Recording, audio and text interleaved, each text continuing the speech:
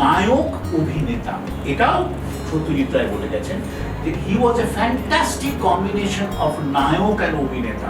ঠিক আছে, খুব ভালো লাগলো আমাদের যে কথাগুলো, অনেক ইনফরমেশন জানতাম না সত্যি কথা বলতে। আমি অনেক বড় থেকে বিবাদী পক্ষ আমার হচ্ছে Ashok Viswanathan, film maker, writer, actor, theatre director, what not. Soumitra Chattopadhyay সম্পর্কে বলবেন এবং ডেফিনেটলি সেখানে কথা বলতে গিয়ে উত্তম কুমার আসবেই, কারণ যেহেতু একটা কম্প্যারিটিভ আলোচনা আমরা করছি। ধন্যবাদ রানা।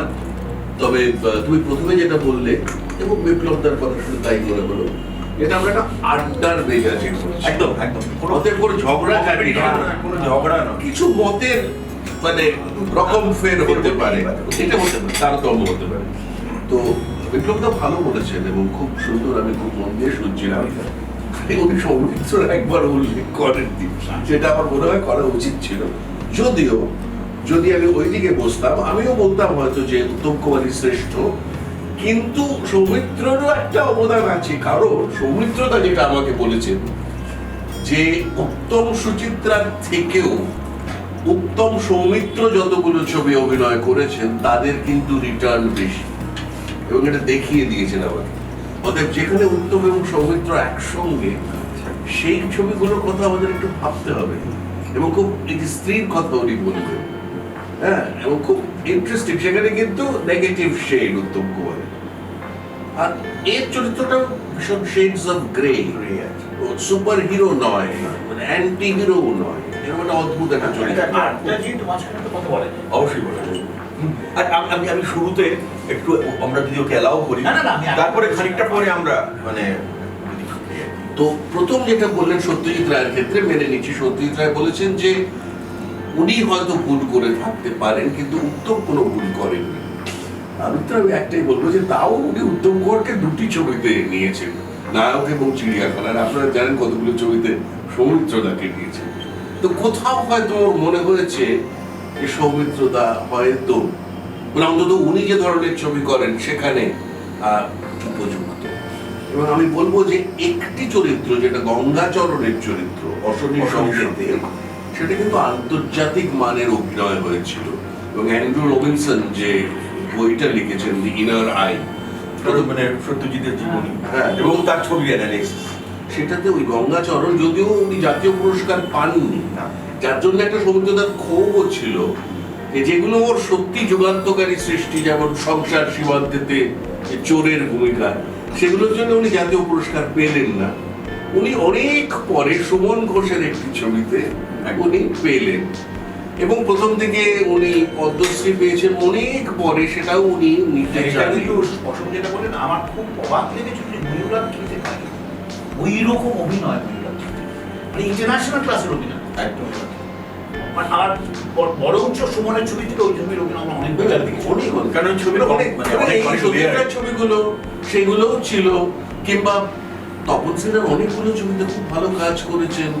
আমি বললাম তরুণের সংসার সীমান্ত, এটাতে তো অসাধারণ অভিনয় করেছিলেন। তবে এটাও মেনে নেব, আমি যদিও সৌমিত্রর কথাটা আমি বলছি না যে সৌমিত্র উত্তমের থেকে বেশি প্রভাব বিস্তার করতে পেরেছে বা বেশি জনপ্রিয়তা, আমি বলছি না। আমি মেনে নিচ্ছি যে উত্তম কুমারের জনপ্রিয়তা বেশি, কিন্তু আমি এই বিষয়ে বিরুদ্ধাচরণ করছি এই কারণে যে আমার মনে হচ্ছে যে এই দুজনকে বিরুদ্ধাচরণ করা যাবে। বিরুদ্ধাচরণ করতে ঠিক আছে, আপনারা আবার এটা কি চেয়ারম্যান স্যার দাদা এখন করুন, আমাকে একটু বলতে দাও।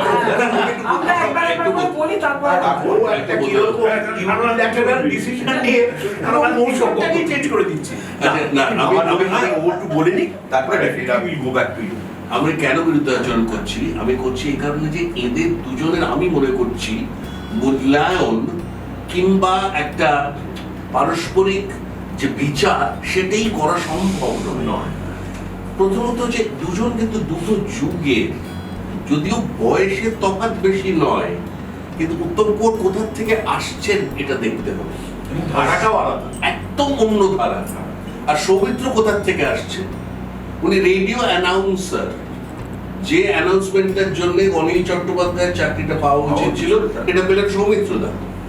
উনি সেটা শিশির ওনারা ভাদুরী নিজে opt out করেছিল। opt out করেছেন। নিজের ইচ্ছে। শিশির ভাদুরীর সংস্পর্শে এসেছিলেন। Exactly. তারপরে নাটকের একটা ঘরানা, একটা অন্য দিক, এবং প্রথম ছবি করছেন সত্যজিৎ রায়ের সঙ্গে, এবং সত্যজিৎ রায়ের সঙ্গে অভিনয় করা মানে নানা আড্ডা, নানা কথা, শুধু হলিউড নয়, এক্সপোজার। তবে আমি এখানে আবার বলবো উত্তম কুমারের ক্ষেত্রে যে উনিও কিন্তু, উত্তম কুমারও শুধু হলিউড নয়, কারণ বিপ্লবদা ঠিকই বলেছেন, বাস্তবে অনেক কথা বললেন। হ্যাঁ আরো আছে, সেটা বলছি। যেহেতু বাবার সঙ্গে একটা নিবিড় সম্পর্ক ছিল উত্তম বাবু, 12-13টা ছবি করেছেন আর আমাদের বাড়িতে আসতেন অনেকবার, আমি খুব কাছ থেকে দেখছি। উনি কিন্তু হ্যামলেট যখন দেখানো হয়, রাশিয়ান হ্যামলেট, কজিনিটসেভের হ্যামলেট, যেটার অনুবাদটা করেছেন বরিস পাস্টারনাক, বিখ্যাত নোবেল লরিয়েট, তখন উত্তম কুমার ওই ছবিটা একাধিকবার দেখেছিলেন। মেট্রো সিনেমাতে বোধহয় ওটা দেখানো হয়েছিল, এবং উনি লিখেছিলেন যে এই যে ইনোকেন্টি স্মোকটুনস্কি, যিনি হ্যামলেটের ভূমিকায় অবতীর্ণ হয়েছেন, তিনি আনপ্যারালেল, এই শব্দটা ব্যবহার করেছেন, আনপ্যারালেল, অর্থাৎ তিনি হলিউডের সিনেমা দেখতেন এবং বিশ্ব চলচ্চিত্র সম্পর্কে অবগত। নইলে মার্চেলো মাস্ট্রোনিকে দেখবে কি করে?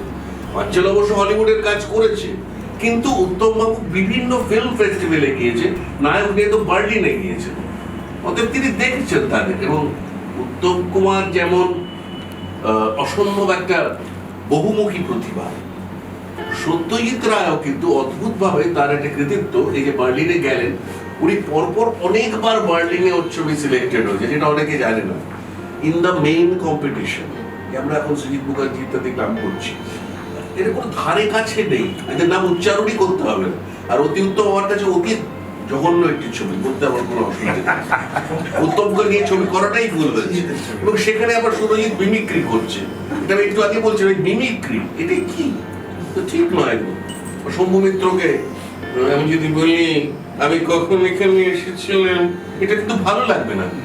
তো সেই জন্য আমার প্রথম যে আপত্তি সেটা হচ্ছে যে এই দুজনের মূল্যায়ন হয় না, তাই একজনকে শ্রেষ্ঠ বলাটাও যায় না। এদিকে কিন্তু বিপ্লবদের সঙ্গে আমরা একমত, কারণ উনি প্রথমেও বলেছিলেন যে মূল্যায়নের কোনো নিরিখ নেই। আমি এবার শেষ করবো বলে সৌমিত্রদাকে কেন আমি একটা জায়গায় ফেলতে চাইছি। অবশ্যই সত্যজিৎ রায়ের ছবিতে করেছেন, তখন সেনার ছবিতে করেছেন, ঋত্বিক ঘটকের ছবিতে কিন্তু করেননি, এটি একটু অদ্ভুত এবং এটা বলি যে অভিনেতা করেছেন 4 জনের সঙ্গে অভিনয়, অর্থাৎ সত্যজিৎ, মৃণাল, তপন এবং ঋত্বিক, 3 জন কালী ব্যানার্জি। হ্যাঁ, সেটা আবার তবলা যেন উত্তম পারেনি, 4 জনের ও 4 জনের করেছে। হ্যাঁ, অনিল চ্যাটার্জি করেছে, মুখ্য ভূমিকায় করতে হবে, হ্যাঁ সেটা। যাই হোক, কিন্তু সৌমিত্রদা যেটা একটা বিতর্ক হয়েছিল 70-এর দশকে, বলবো যে উত্তম ভার্সেস সৌমিত্র, তখন একটা ওই কলেজ সার্কেলে, প্রেসিডেন্সি যাদবপুর, তারা খুব সৌমিত্রকে সমর্থন করতো, এবং সেগুলো আমি একটুখানি রিকল করছি।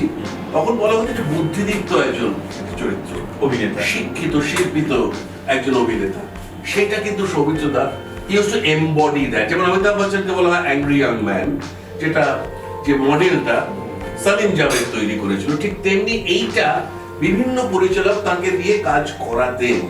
এবং তার যখন একটু বয়সও হয়েছে, কোনির মতন ছবি, সেটার জন্য কি ন্যাশনাল অ্যাওয়ার্ড পেতে পারতেন না?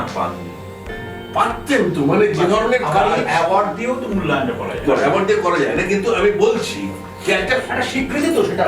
এবং অসম্ভব ভালো কাজ কিছু আছে, আবার কিছু কিছু উনি যেমন উইকনেস বলে যে উইকনেস আছে, কতগুলো জায়গায় উনি মানে যেগুলো ভীষণ বাণিজ্যিক ছবি, সেখানে হয়তো উত্তম বাবু বেরিয়ে যেতে পেরেছিলেন, সেখানে কিন্তু সৌমিত্রদা বেরিয়ে যেতে পারেননি। আমার একটা মনে হয়, জানি না কেউ এগ্রি করবে কিনা, আমি বিভিন্ন জায়গায় যেখানে সৌমিত্র উত্তম একসাথে অভিনয় করতে, বিশেষ করে স্ত্রীতে আমি দেখেছি, গান ফান গুলো যেখানে রয়েছে, সৌমিত্র চট্টোপাধ্যায়ের ফেশিয়াল মাসলস আর উত্তম কুমারের ফেশিয়াল মাসলসের ব্যবহারটা, গ্রেসটা অনেক বেশি, একদমই তাই।